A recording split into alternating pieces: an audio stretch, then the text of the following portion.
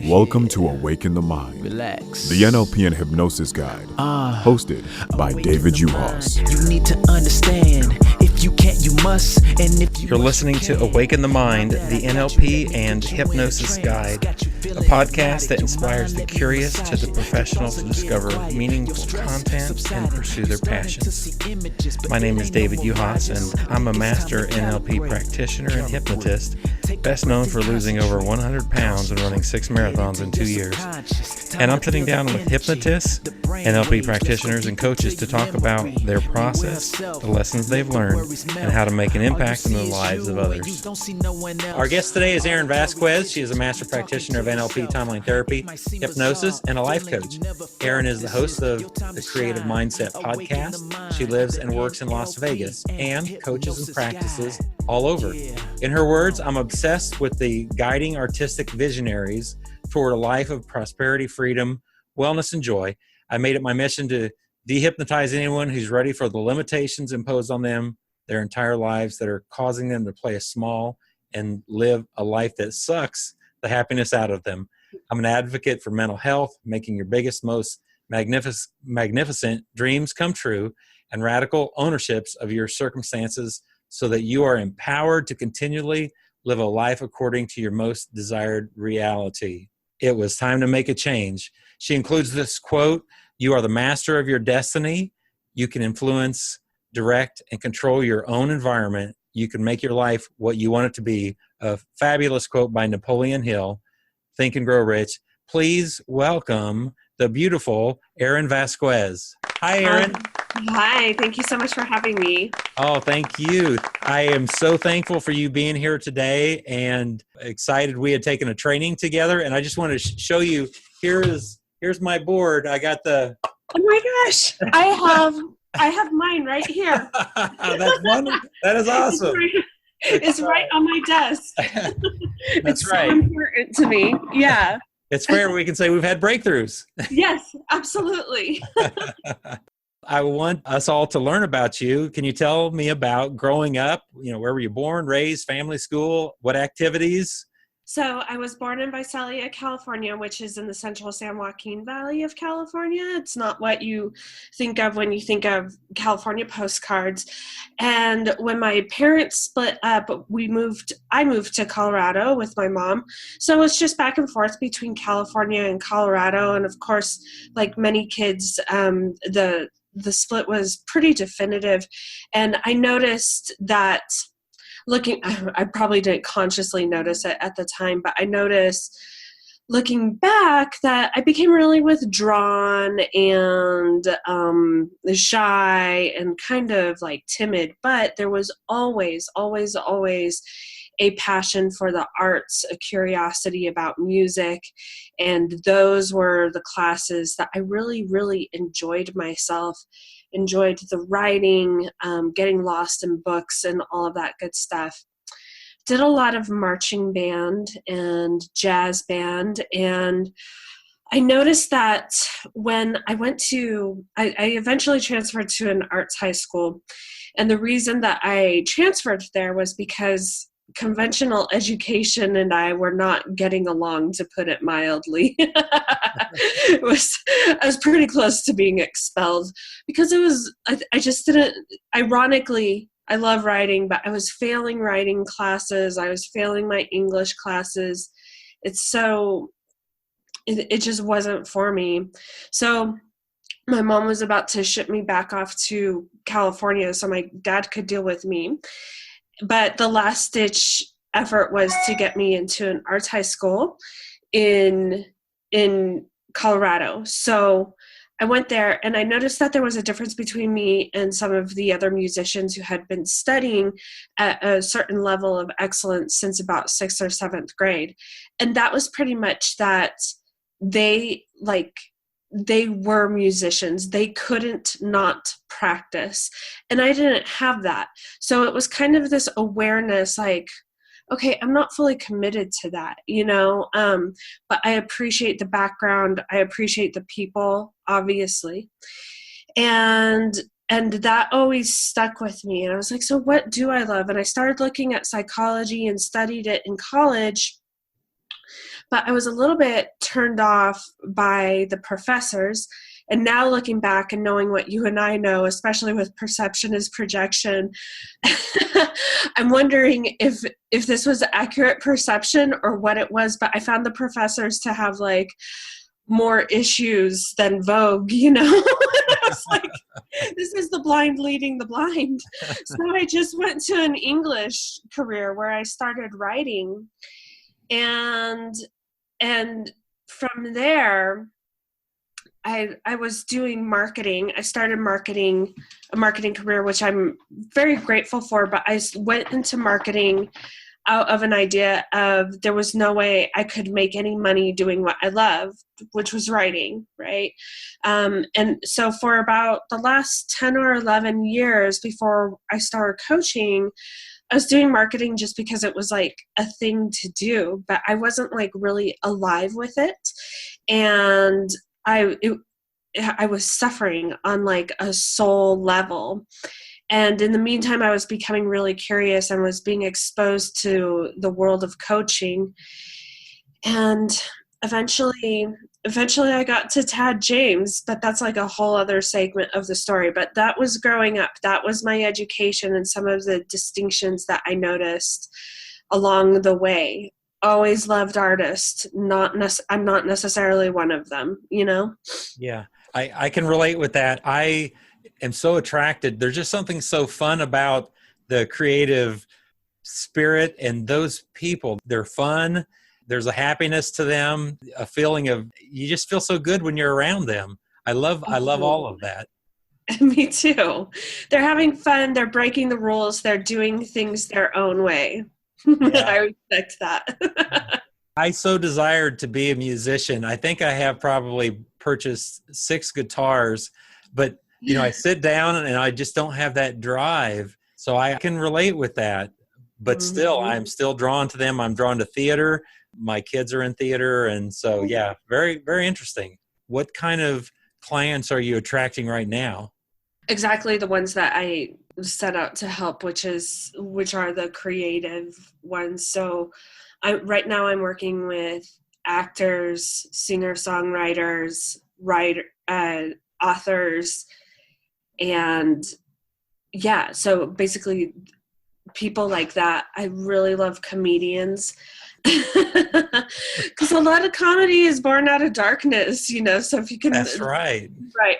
So it's a really interesting dynamic. So yeah, basically creative visionaries who really, by definition, there's no template for them. And that gives them a special set of challenges in order to achieve prosperity and success. So yeah, those are the people I'm working with.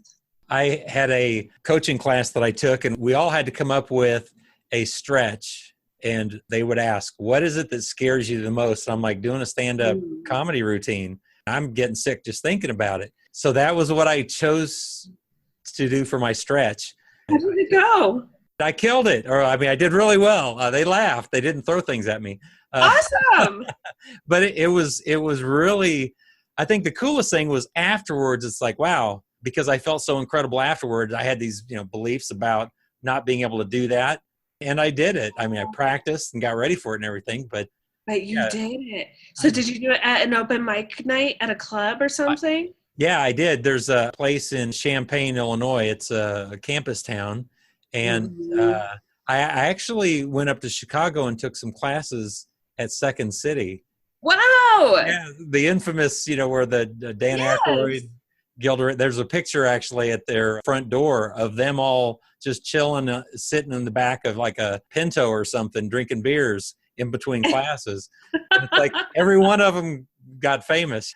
Yeah, so I went to a local comedy club, and I mean, I had practiced, I had cards, I'd bought books, just the NLP. How can you look at somebody's excellence and create that? I really dove into it. I wish it would have been recorded. That's the one thing. Nobody recorded it. I forgot to record it. You can always go back and do it again. I might need some coaching on that one. Yeah. So tell me about your podcast. That is really exciting. I just discovered that shortly ago.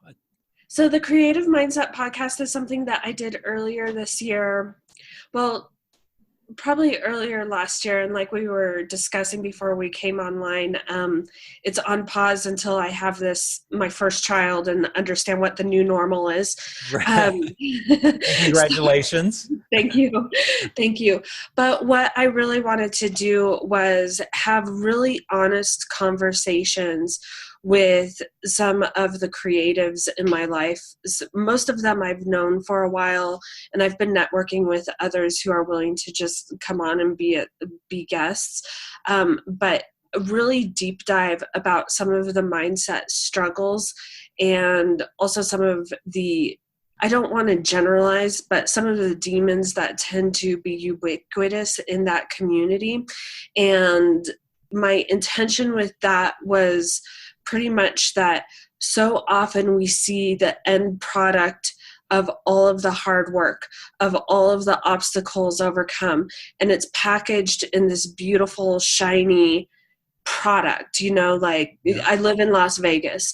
So you drive down the strip and you see the big marquees of Celine Dion or Boys to Men, and it's just like, oh, there it is in a nutshell. But what some people don't understand is that there was a decision to get up time and time and time again. And a lot of the people who have been kind enough to speak with me have overcome certain demons that a lot of people struggle with in silence and possibly with shame. And I've heard some amazing stories about really powerful decisions.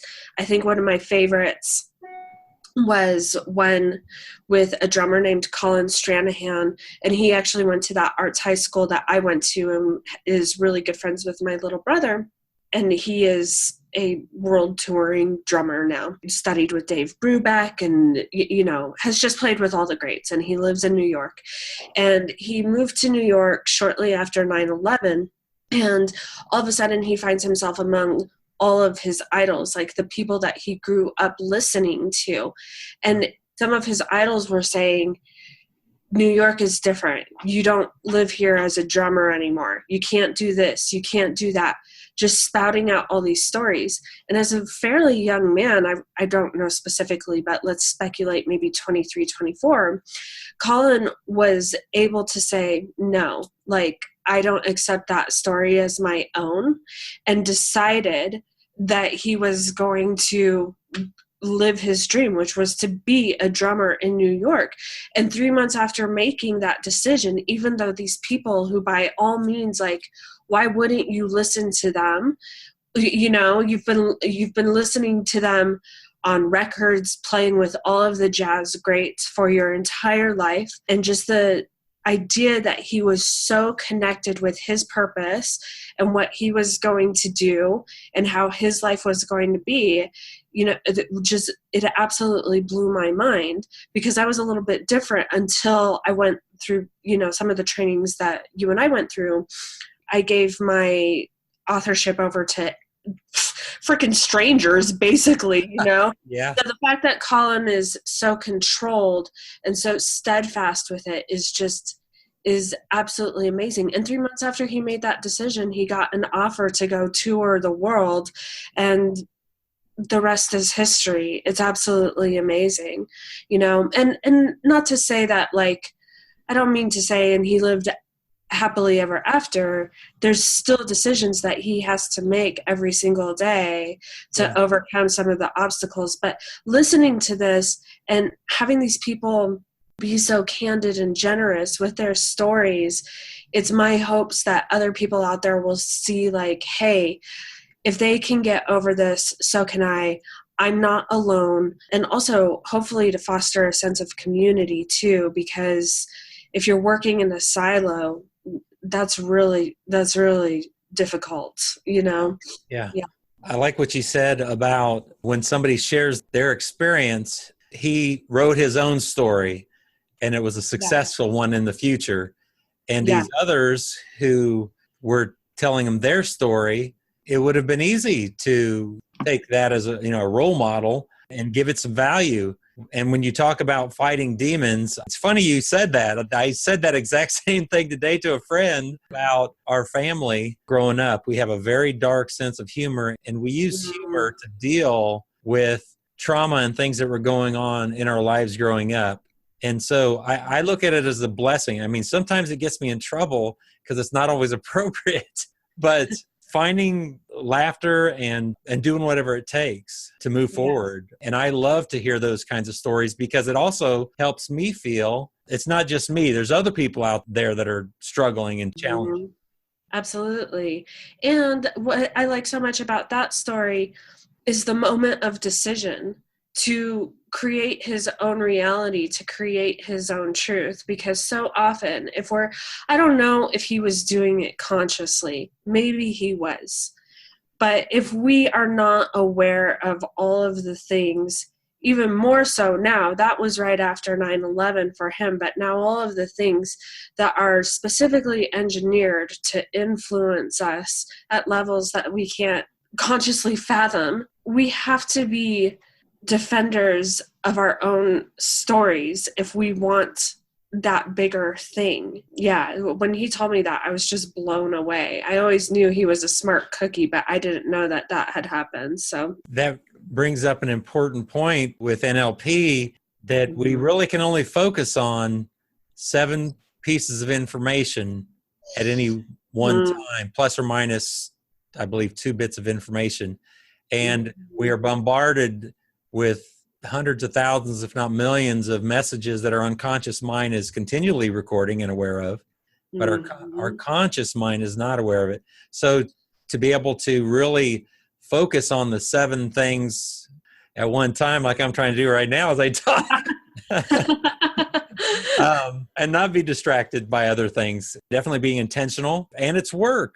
He put in the work. Any other interesting stories with your podcast? Or a really cool thing that happened was I was able to interview a friend of mine who I've known since we were 11 years old. It was actually his mom that told my mom about the arts high school and was like, hey, before you kick her out over to the West Coast, why don't you see if she can get into the arts high school?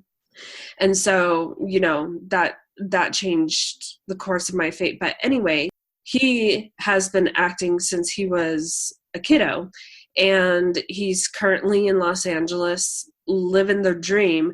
And we had a really interesting conversation. We knew each other through church. So there was that very specific structure of morals, values, and culture that both he and I were spending some pretty formative years in. And it was really cool to explore how that had affected us in very similar ways. And those ways were, we equated being good with not failing. So we both explored how maybe in the past we were scared to kind of like go out and do our own thing, like, and break the rules, basically color outside of the lines. I'm not trying to say one thing about church one way or another. Like, I'd see that it has tremendous value in a lot of different ways. But I also see how it affected my friend Nathan and I in the way that we had to be good. We had to adhere to the rules. And basically, we've spent a lot of our adult lives unlearning our relationship with failure or doing something different. And that was really fun. Like, I received just as much value from that hour and a half with him. I mean, I don't want to speak for him. I don't know how much value he received from that, but that was a really cool deep dive conversation. And what's so interesting about that is we've known each other for, I don't know, 25 years, and we've never sat down and talked about that ever. Right. So it was cool. Like the format was a really interesting, provocative one. And then I got to do an interview with my brother, who's a vibraphonist in Oakland, and I learned things about his journey as well that I had never known either. And he was the one who made it, or helped it click, that community is so important for this population. Any population, really, but being surrounded by people who value success, who value mental wellness, who value the same things that you do, who won't demonize wealth or call you a sellout or anything like that, just how important that is. So yeah, it's cool. It's a lot of fun.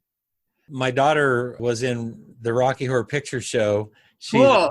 Oh yeah, she played Janet, so I had to kind of cover my eyes sometimes. Yes. But that group got so close, and again, that community, they still hang out. They still have this Facebook page that they continually communicate. Again, there's just something so wonderful. If anybody has not experimented with the arts, whether it's music or theater or acting, anything, I think it's worth expanding our minds. I mean, what are your thoughts on that, about how sometimes we get so set in our ways, we don't expand our minds to that there's so much more out there that we don't know.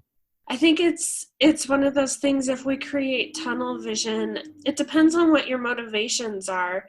Do you want to create something different in your life? If that's a desire of yours, then you're going to have to expose yourself to different experiences so that you can have different thoughts, emotions, and eventually different behaviors. And the arts, oh man, like you said, getting up on stage as a stand-up comic, that's different than being on stage with other people, because as a comic, it's not, I didn't like the script, it's we don't like you. So it's like it's ultimate vulnerability. Like that is a huge push. And if you don't even have to do that. If you want to go play in a community theater or take a couple of weeks of an improv class, of course, that's going to cause different perspectives, get you thinking in different ways, and of course, to create a different circumstance or reality, we have to create new thoughts, feelings, and actions. So I mean, I'm all for it if you want to create something different in your life. Absolutely. If not, hell, stay comfortable, man. Absolutely. Yeah. Speaking of improv, of future guests, we're working out when we're going to get together. From Comedy Sports in Indianapolis, I had taken some improv classes there, equally as terrifying. And wow, want to talk about vulnerability. And then also I get analytical, and you can't get in your head because you're supposed to just react and not practice anything. So improv class, it was really incredible. It really got me to loosen up a little bit. I'm still working on it, but. So how has it helped you in your day-to-day life with your business or with your family or anything like that? No boundaries. Really? You got my mind working now. I'm like, what do I need to do to push myself? Don't say the word push. It'd be nice to wait until after this interview to have the baby. That's right. One of my big role models early on was Tony Robbins. I saw a picture with you right next to Tony Robbins. Tell me about that experience. Well, as you know, in NLP, there's something called modeling.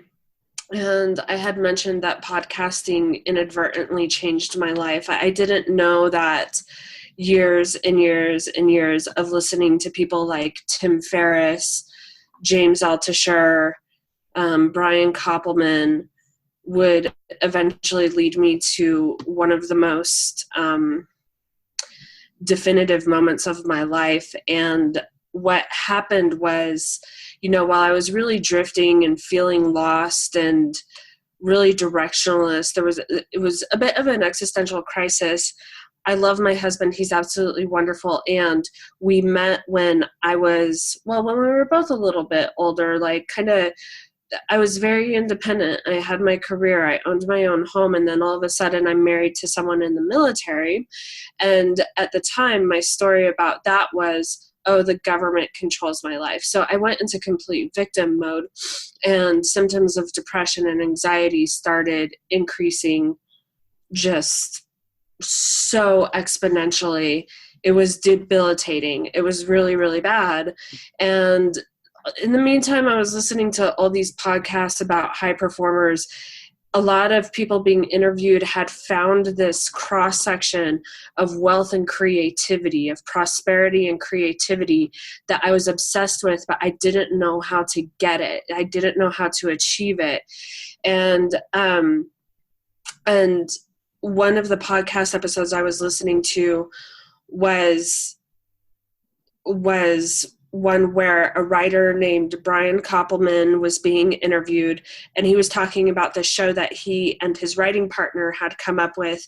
They just did the season 3 finale last night. It's called Billions. It's on Showtime. I recommend it to absolutely everyone if you're interested in power dynamics and right and wrong and values, and it's just and sexy and all that good stuff.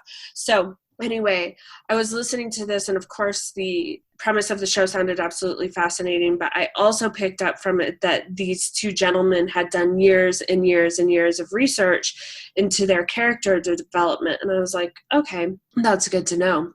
So in the meantime, I had a client who was exposing me to the world of coaching. And I was looking at these people and I was like, here are people having deep intellectual conversations, who are facilitating transformation, who have freedom in their lives, who are contributing to the world. And how amazing is that? But I couldn't see my future. Like I needed a visual representation of what to go after, right? And I couldn't see it in any of these people that I had been exposed to. And unfortunately, I had hired a couple of coaches that, let's just say, they fell short of what I found to be valuable. So I had my own limiting beliefs about the industry. I didn't want to go out there and be a hack. Anyway, so Billions comes in, where I'm watching the series premiere. I'm on the couch. My husband's away because he's in the military. At the time, I'm drinking like it's my job. And I'm just kind of like listless, like just drifting. And then there's this performance coach character on there named Wendy Rhodes, and she's an in-house performance coach for a hedge fund company, right? The show is called Billions. It centers around a hedge fund. So there was something about her. When I saw her, it clicked. It was just sophistication, efficacy, all of that. And I was like, okay, that's it. It was this fully congruent, like, bolt of lightning. And I was like, okay, so she must have been based off of somebody. The writer, Brian Koppelman, is actually very accessible. He has his own podcast. So he was interviewing the actress who plays that performance coach, and she talked about who she was mentored by for her role, Tony Robbins. Wow. So fast forward, and we've moved to Las Vegas, which I was not very enthusiastic about. And I'm kind of drifting, but I've got, like, I'm regaining my autonomy. I'm healing from a pretty traumatic thing, which was a miscarriage at the time, right before we moved from Colorado to Las Vegas. And I didn't know how to handle it, like the loss. And it was just really profound and depressing. And it exacerbated all of these other underlying issues. But anyway, I was just kind of like drifting in this weird new city that I'm in. Like, Las Vegas is weird. And that's right. That's right. But it was one of those things. I was sitting there and I was like, I have to go see Tony. I have to go see Tony. And I called my husband and I was like, I'm going to go see Tony, and I'm not going to do like the cheap seats in the back. I want to be up front. I want to be by the master. I need to see how he does everything. I need to experience it, and I need to be around the people who believe in themselves enough to invest that extra money into that experience, into themselves. So the prices range. So the event I went to was Unleash the Power Within. Let's just say the prices range from $500 to $2,500. I told my husband, you and my dad are going to split the ticket for my birthday present. And I was so fully congruent. Like, it wasn't a question. It was just like, okay, that's right. You know, like, where that's normally a huge mental stretch. Why would for my husband at the time? So fully congruent. A couple months later, I'm on the plane to San Jose to go see how this guy does what he does. And is it something that I could go figure out how to do as well? You know, because for a while after I saw that character on Billions, I was like, oh, I can't do that. I'd have to be Tony Robbins in order to be a coach, right? No, this world only needs one Tony Robbins. He is a massive force of nature, and as are you, as am I. So what was really amazing was, this might sound like total hooey. I was sitting on the plane to San Jose, half wondering what the hell was I doing. And then there was like this huge feeling that just clicked in, which was, you're going to be in his heart. And I judged that feeling. I was like, that's a little arrogant and presumptuous. Like, I'm going to show up and like be in Tony Robbins' heart, right? Okay. Anyway, so fast forward to the first day. And he does, if you've seen I Am Not Your Guru, he asks, you know, who's feeling suicidal, who's feeling depressed. And I stood up because I was still really dealing with the fallout from the move and the loss and all of that. And he came to me, and the next 45 minutes were a one-on-one. Wow.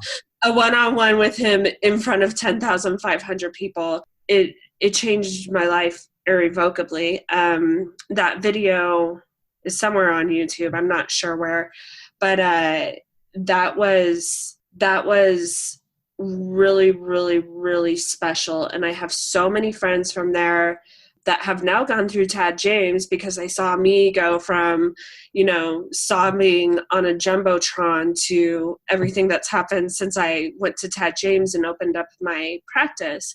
After going through everything with Tony and experiencing it and being somewhat conscious of the fact that he had us in a trance the entire time, he used elements of timeline therapy. There was NLP all over the place the entire 4 days, right?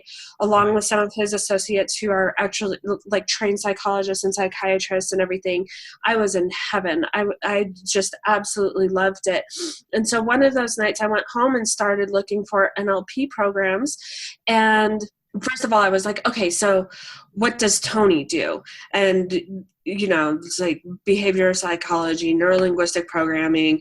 I knew that we were in hypnosis. I was like, all right. So I started looking for programs, saw that there was one in Las Vegas, filled out the form, and I went up to my dad's house in Sonoma for a couple of days after that experience in San Jose to integrate, because I knew it was going to be intense whether or not I had that like shift or not. But it was interesting. The night that I got home to Las Vegas from the event, Shaylee from Tad James called and told me about the program. Everything else. So anyway, that's why there's a picture of me with Tony Robbins. You're on fire. You are on. Anybody listening to this, if you can't hear the inner tonality of voice, I can tell you the look on her face and the glow and the laughter and the smiling. This is how this stuff works. It's that congruent decision, just like Colin decided I'm going to be a drummer in New York. Just like I decided I'm going to go to the master and figure out how to be the best damn coach I can be. But I needed to see the example, you know? So the picture you see of me with him is I decided to go back and see him I think in Atlanta last year. And I just wanted to say hi to him and be like, everything's changed. And he's like, good, I'll see you soon. And I'm like, that's right.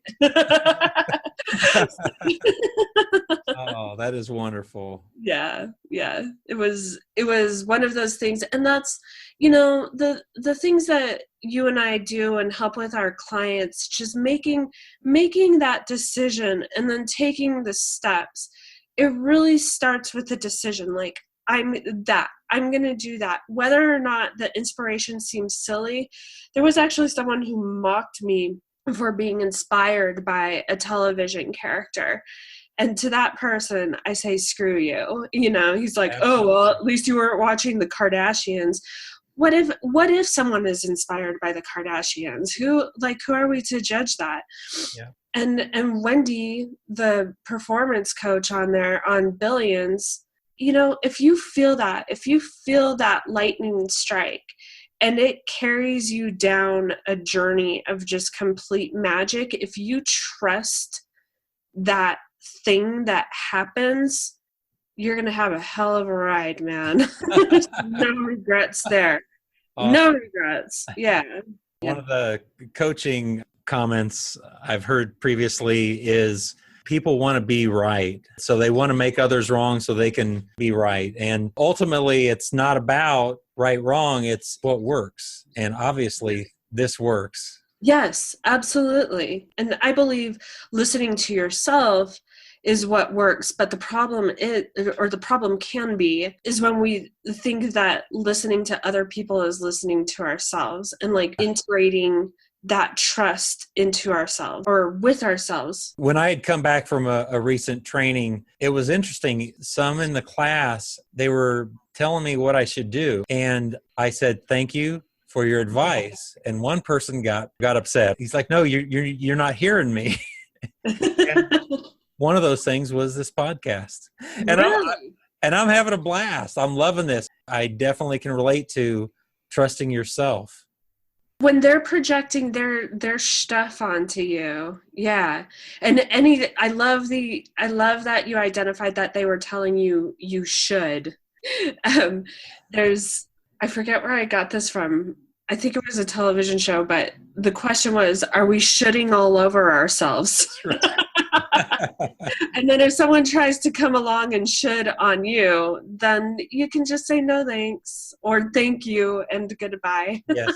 I want to be mindful of our time. I know you've got coaching call or something coming up. So just wrapping up, what's on the horizon for you and your business?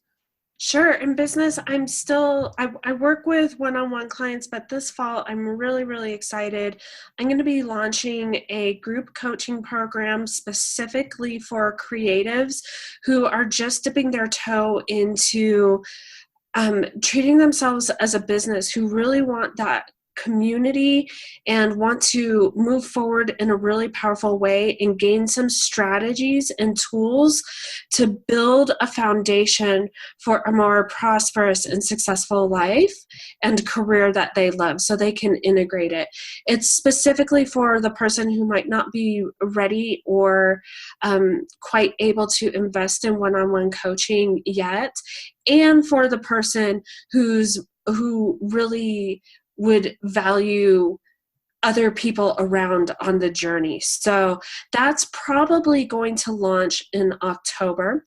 As in addition to that, there will be some online hypnosis going on. I'm recording some tracks, as many tracks as I possibly can before my little guy comes along.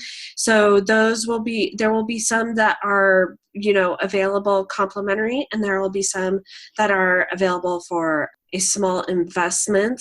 And then also, I'm having a lot of fun on YouTube, just like getting on there and yakking about all the stuff that I love. Unfortunately, this is being recorded a week after there were 2 pretty high-profile suicides. And after, having experience with depression and everything, it's my passion. Like, no one has to do that. You know what I mean? So I made a series on YouTube. You can find me there, Erin Vasquez Success Coaching. There's a lot of stuff about creativity in conjunction with some of the methods that we use. And also strategies and ideas to either help yourself or help a loved one who might be suffering from anxiety or depression. And I'll just be adding videos. I mean, there's never nothing to talk about. Awesome. So that's Erin Vasquez Success Coaching on YouTube. And your website is? ErinVasquez.com. I will make sure to include all the links with this podcast, and so that people know how to get a hold of you. And definitely check out Erin on YouTube. I know she is an incredible coach. I want to wish you luck and can't wait to hear about when your baby arrives. And Thank you. thank you so much for being here. I really enjoyed seeing you again and hearing you again. Thank you. This was such a pleasure, David. Thank you so much. Thank you. Thank you for joining us today with Awaken the Mind, hosted by David Juhas. Relax. Awaken the mind. You need to understand. If you can't, you must. And if you must, you can. Now that I got you, let me put you in a trance. Got you feeling hypnotic. Your mind, let me massage it. Your thoughts are getting quiet. Your stress subsiding. You starting to see images, but it ain't no mirages. Think it's time to calibrate. Take a breath and concentrate. Get into your subconscious. Time to feel the energy, the brain waves. Let's go deep into your memory. Beware of self. Let the worries melt. All you see is you and you don't see no one else. Auditory digital, talking to yourself. It might seem bizarre, a feeling you never felt. This is your time to shine. Awaken the mind, the NLP and hypnosis guide. Yeah.